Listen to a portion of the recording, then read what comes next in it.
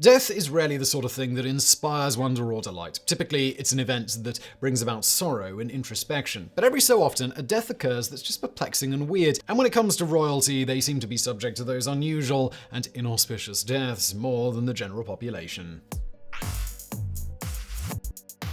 Number 10. Charles VIII hit his head on a doorframe. If ever there was proof that royals are just like us, it's in the tale of King Charles VIII and his most unfortunate demise. Charles VIII was the King of France in the late 1400s. At 28 years of age, he was still young and powerful and seemed likely to reign for years to come.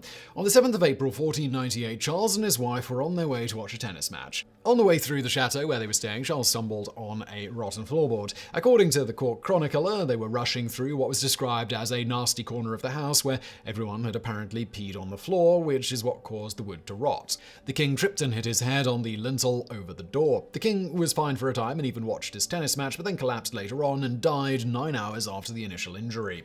Number 9. King Alexander of Greece was bit by a monkey.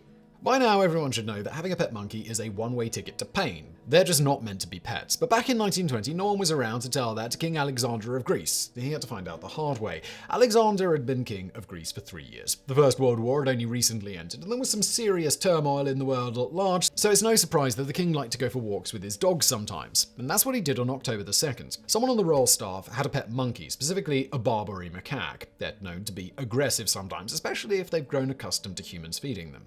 The monkey attacked the king's dog, so the king did what any dog owner would do when their dog was in danger. He tried to save it. A second monkey attacked when the king got involved, biting the man several times. 2 of the bites became severely infected. Doctors even considered amputating his leg, but word is the doctors were afraid to do anything that would make it worse. So they effectively did nothing. 23 days after the attack, the king died from the massive infection that had spread through his body. Number 8. King Henry ate too many eels.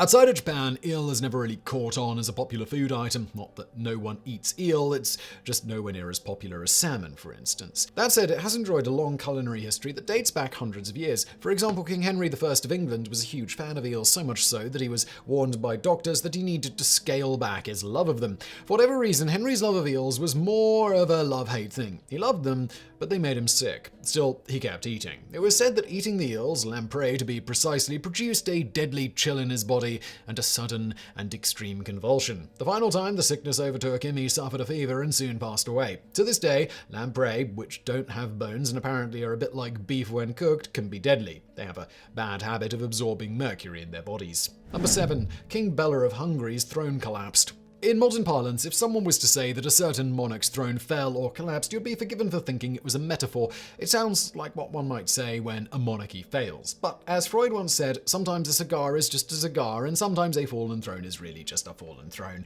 King Bela I of Hungary ruled the nation from 1060 until 1063. The man's reign had been tumultuous, and he even fought a victorious war against the Holy Roman Emperor. He was in the midst of preparing for a new war against those who were supporting another's claim to the throne when the completely inexplicable occurred. Bela had been seated on his throne, as in the literal chair which was made of wood, when it collapsed. He was injured so badly when the chair crumbled around him that he died as a result. Number 6. Prince Sado was locked in a box for 8 days. Prince Sado of Korea was born in 1735. He was heir to the throne of King Yongzhou, but the king was a violent and angry man. The prince's upbringing was one of fear and intimidation, and also sickness. He suffered some unnamed maladies during childhood, and as he grew older, his behavior became unusual. After a bout with the measles in his teens, it said that he began to suffer hallucinations. Sado became obsessed with the weather, and even believed his clothing affected it. His father became more and more enraged by him and his behavior. He in turn would vent his frustrations on the servants by beating or killing them. There were multiple bodies being removed from the palace every day. When he turned on his younger sister, the king had had enough. Sado was forced into a rice box, a heavy wooden chest. It was early July, and he was left in the box for 8 days, where he died. Some have speculated the prince had syphilis, which led to dementia, but we'll likely never know for sure. Number 5. Duke Jing of Jin drowned in the toilet.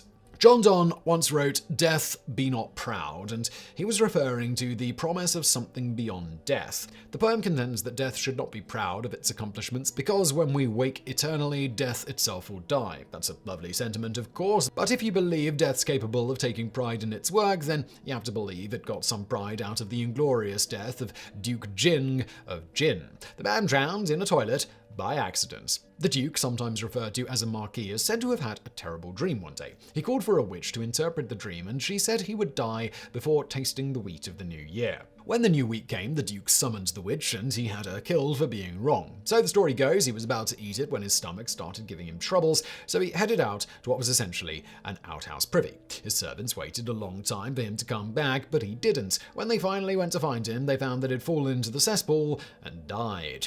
Number 4. King John of Bohemia inexplicably died in battle. If the king dies on the field of battle, does that qualify as unusual? In almost every single circumstance, you'd likely have said no. Leading soldiers to battle seems like a very kingly thing to do. And it was the sort of thing that King John of Bohemia wanted to do as well. Crowned king in 1311, he fought in many wars over the years. This included battles against Russia, Italy, Hungary, Lithuania, and Austria. He also fought with the French against England. It was at the Battle of Crécy when King John died, felled by a volley of English arrows. A fitting end for a king in most stories, but there was one detail which sets King John's fate apart. The Battle of Crécy took place in 1346. King John lost his sight in 1336. The king was blind when he went to battle. His horse had to be tied to 2 other horses because the man had no idea where he was going. He and the 2 knights leading him were all killed charging the English. Number 3. The Prince of Wu was killed by a chessboard. Gaming is a serious business for a lot of people. This shouldn't come as a surprise since it's been this way for thousands of years. In fact, sometime around 175 BC, a game of chess became life and death for a Chinese crowned prince and a future emperor. The son of King of Wu and the son of Emperor Wen were spending some time together in the Han capital. They were both young men, and word has it, drinking was one of the pastimes in which they engaged when they were together. As drinking buddies, the 2 young men were known to have fun together playing a variety of games. The 2 men took up a game of chess, though some sources dispute the exact nature of the game. Regardless of what it was, the men didn't agree on the rules and got into an argument. The argument got heated and the future emperor took things too far. He grabbed the game board and bashed the crown prince over the head. The heavy wooden board must have been formidable, as the assault crushed the crown prince's skull with enough force to end his life. Number 2. The Earl of Orkney was killed by a tooth.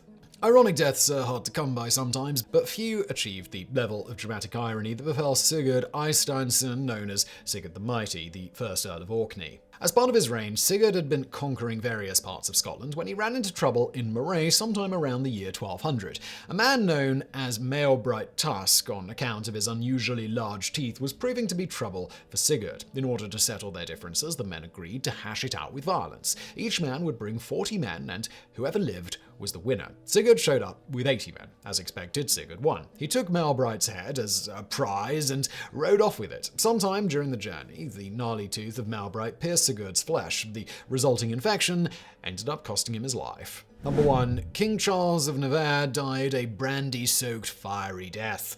Most people seem to want to die at home in bed if they were to have a choice. Not that many of us do, but the idea makes sense. If given the option, few people would ever choose a painful death, and it's likely no one would ever choose what happened to King Charles of Navarre. During his reign in the mid-1300s, Charles was a treacherous and cruel king. He was known to make duplicitous deals and double-cross allies when it suited him. He also was not above slaughtering peasants to quell uprisings and maintain his control.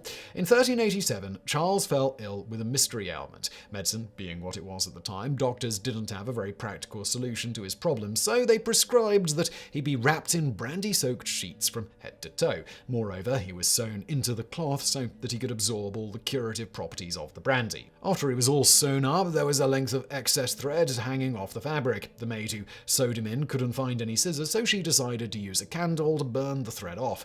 It set the alcohol-soaked sheets ablaze, torching the king trapped within. Some say it was an errant coal from the fire that sparked the sheet and not the maid. A bishop who attended to the king even said that his death was a peaceful one, but the burning story has been the one that has stuck throughout history.